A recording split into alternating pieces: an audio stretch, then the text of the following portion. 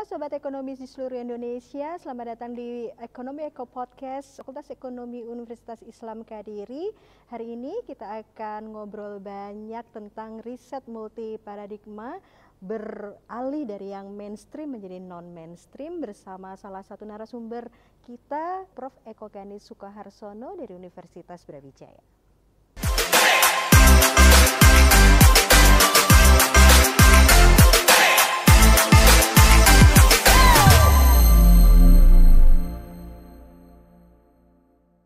Terima kasih Prof atas kehadirannya hari ini. Mungkin ada beberapa pertanyaan-pertanyaan yang mungkin termasuk tadi para partisipan untuk diajukan ke panjenengan terkait gimana Prof mendefinisikan metodologi riset multi paradigma dan apa yang membedakannya Prof secara fundamental dari pendekatan metodologis tersebut. Oke, baik Ibu, terima kasih pertanyaannya. Sebenarnya kita berawal dari kata metodologi. Kalau metodologi itu bagian dari pembahasan asumsi filsafat. Jadi metodologi itu adalah sebuah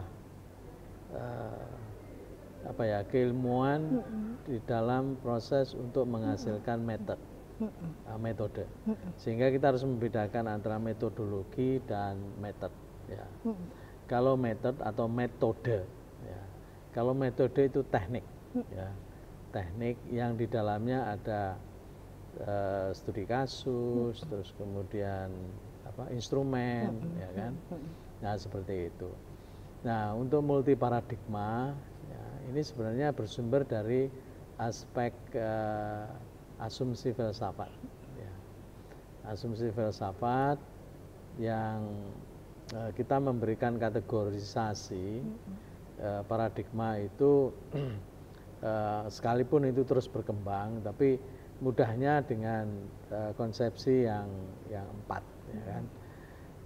Yang pertama itu adalah mainstream. Yang mainstream itu diwakili paradigma positivis. Ya. Positivis. Ya, kita tahu semua karena itu mainstream.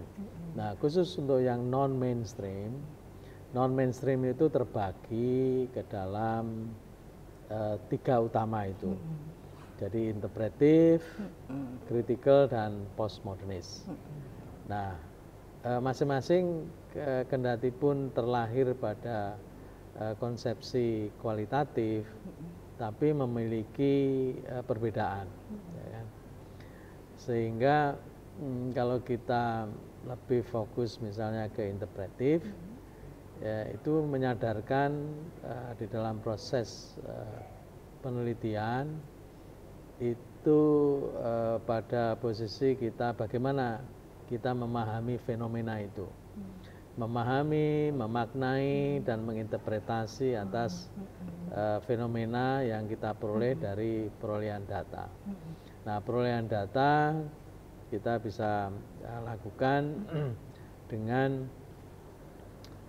bersumber pada misalnya kalau kita harus melakukan field research, ya memahami dengan melakukan interview, ya mengkolek data, melakukan observasi. Observasi itu boleh melakukan observasi yang sifatnya pasif participant atau yang aktif participants maupun yang at distance, ya berjarak, sehingga kita mengobservasi jarak jauh seperti itu. Jadi masing-masing memberi karakteristik yang berbeda-beda. Tapi pada prinsipnya itu memberikan keragaman di dalam kita melakukan penelitian.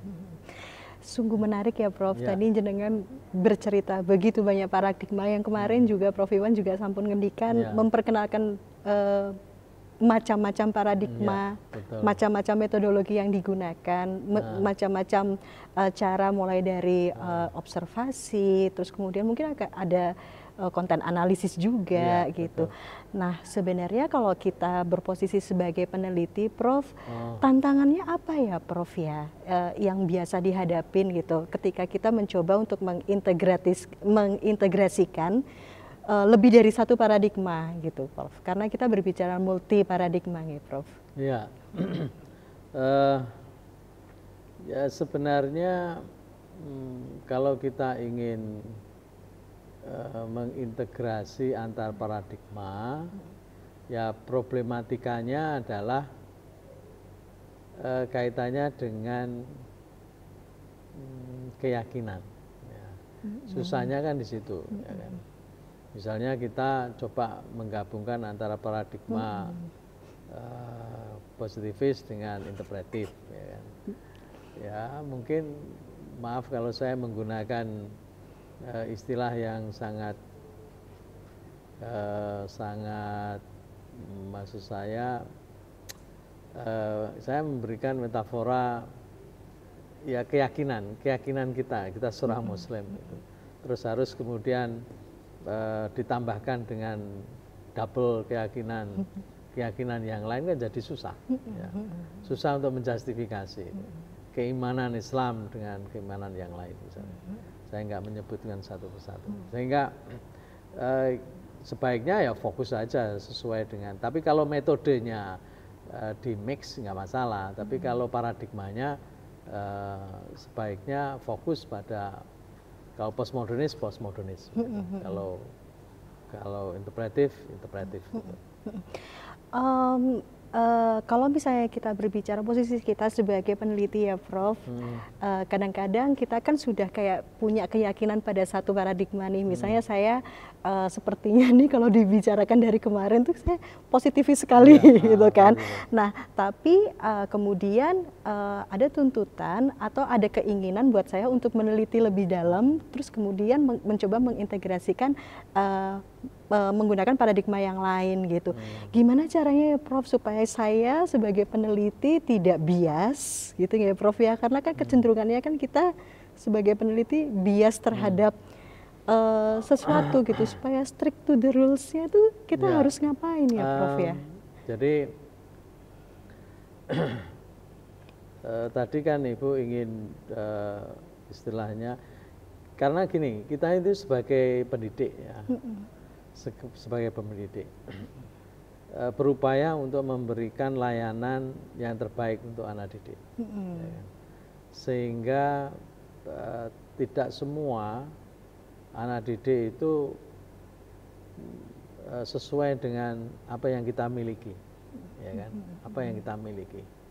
Ya, anggap saja Ibu sekarang lebih dominan di aspek kuantitatif, misalnya kan begitu.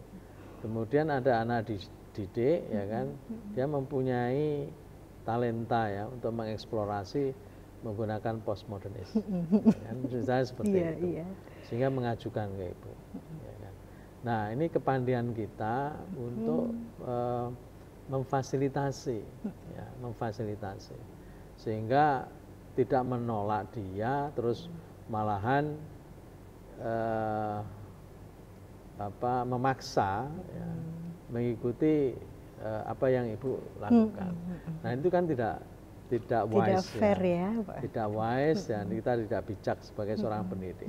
Makanya seorang pendidik sebaiknya memiliki multi paradigma itu, sehingga syukur kalau kita misalnya memberikan pemahaman yang baik terhadap positivis, terus mereka mengikuti. Tetapi ada yang mereka memiliki pemahaman yang lain, ya kita fasilitasi dengan kemampuan kita yang multi tadi.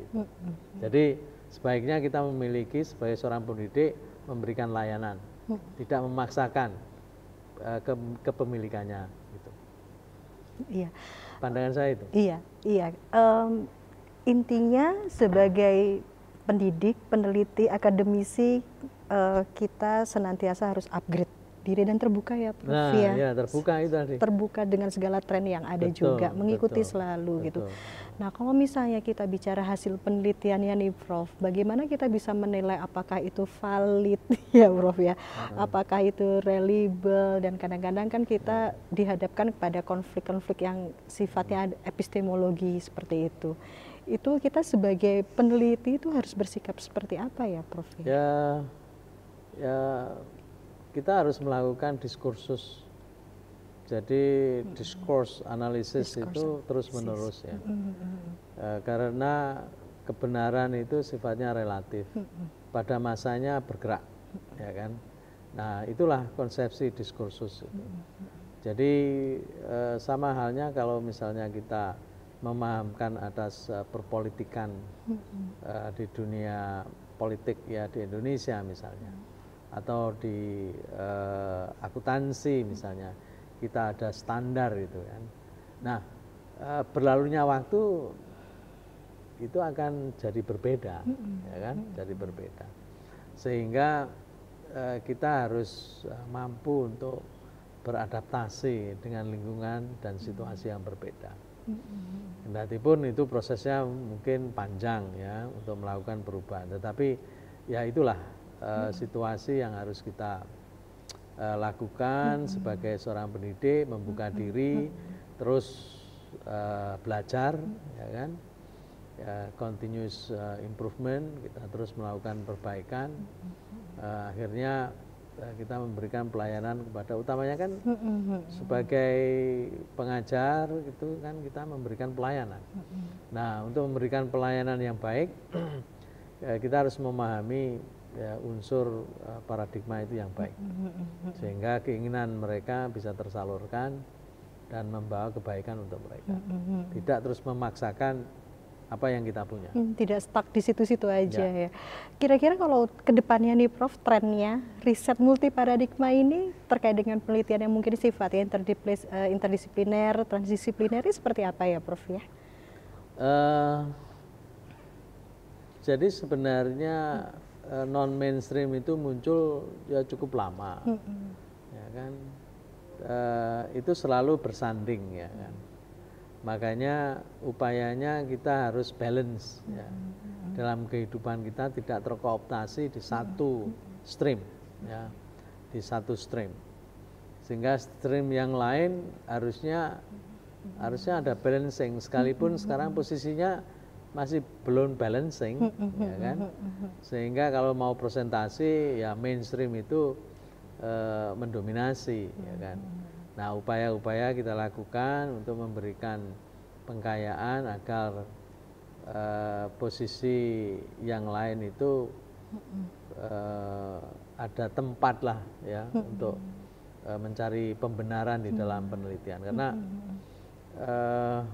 ya tidak semua aspek fenomena itu bisa dilakukan pendekatan dengan kuantitatif, ya, positivis itu. Contoh tadi mengeksplorasi masa keemasannya Jayabaya, ini gimana kalau kuantitatif? Iya.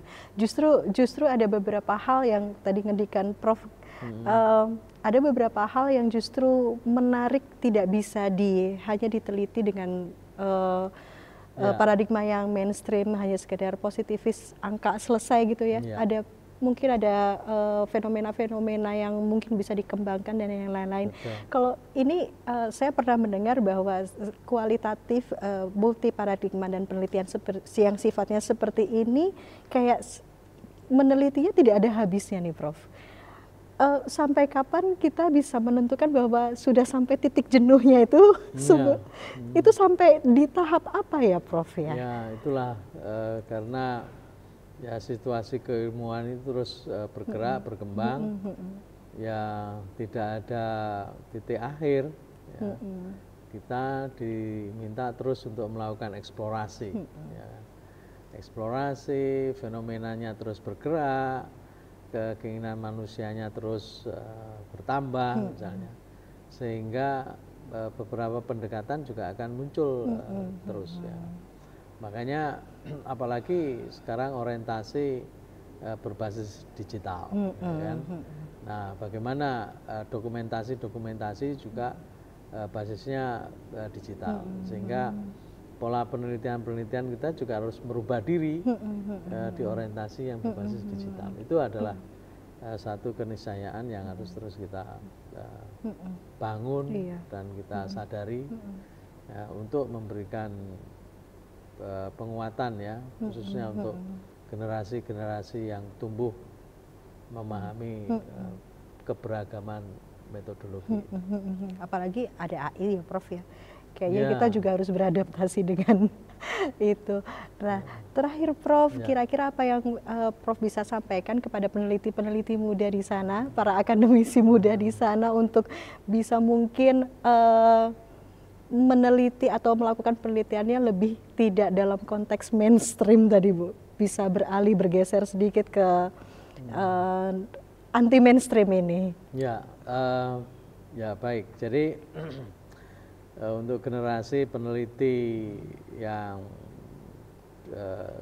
semakin hari semakin terus berkembang, ya saya hanya memesankan untuk terus melakukan eksplorasi pemahaman atas fenomena, kemudian juga keberagaman di dalam metodologi itu akan memberikan warna yang indah ya dalam melihat dunia ini, dengan terus berkarya untuk membangun teori-teori baru, metodologi juga terus akan bermunculan yang baru pula.